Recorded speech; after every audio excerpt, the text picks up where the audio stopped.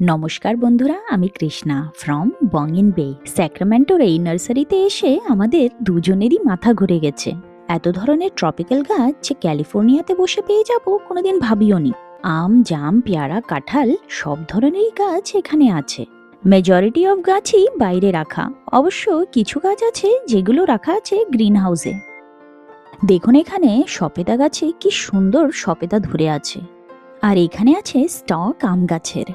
আপনারা কোনোদিন ভেবেছেন যে ক্যালিফোর্নিয়াতে আম গাছ হয়? অ্যাটলিস্ট আমি তো কোনোদিন ভাবিনি। এই গাছটা হচ্ছে আলফানসো গাছ, আমাদের মহারাষ্ট্রতে যেটাকে হাপুস আম বলে। আর এইগুলো হচ্ছে সব অ্যাভোকাডো গাছ।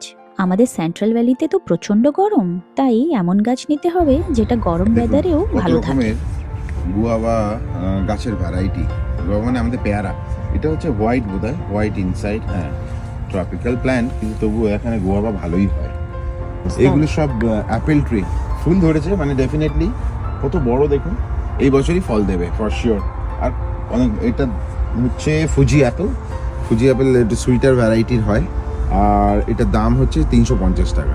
মানে এই যে দেখুন, এটা হচ্ছে অ্যাপেল গাছ, অ্যাম্ব্রোসিয়া ভ্যারাইটির অ্যাপেল, যেগুলো বেশ সুইট হয়। আর দেখুন এত বড় গাছ, দাম কিন্তু সেই হিসেবে অনেকটাই কম, $85। তো আমরা আজকে এটা নিয়ে যাবো বাড়িতে।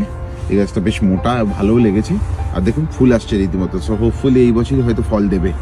দেখা যাক কেমন টার্ন আউট হয়। এটা হচ্ছে গোল্ডেন ডেলিশিয়াস ভ্যারাইটির অ্যাপেল। এগুলো একটু গোল্ডেন কালারের হয়, কিন্তু খুব সুইট, ভেরি গুড টেস্ট। এইটা গাছটাও আজকে আমাদের নেওয়ার প্ল্যান। তো হোপফুলি দেখুন, এটাতে অনেকগুলো ফ্লাওয়ার এসেও গেছে। এটাতেও আশা করি এবছর ফল হয়তো পাবো। তো নিয়ে আমাদের বাগানে লাগিয়ে দেখা যাক কেমন টার্ন আউট হয়। যা যা গাছ নেওয়ার ছিল সেগুলো সব নিয়েই আমরা বাড়ি ফিরে এসেছি।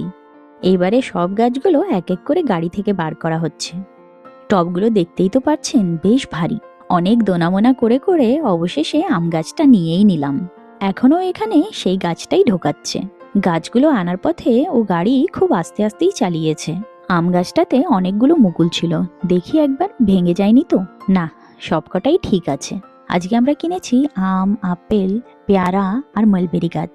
গাছ কেনার কাজ তো হলো, এবারে আসল কাজটা শুরু হবে, এক একটাকে মাটিতে লাগানোর।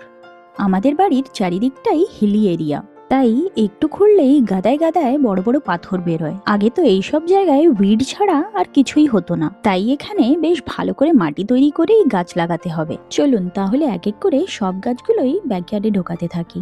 আজকের মিনি ব্লগটা কেমন লাগলো জানাবেন। ভালো লাগলে একটা লাইক করে দেবেন।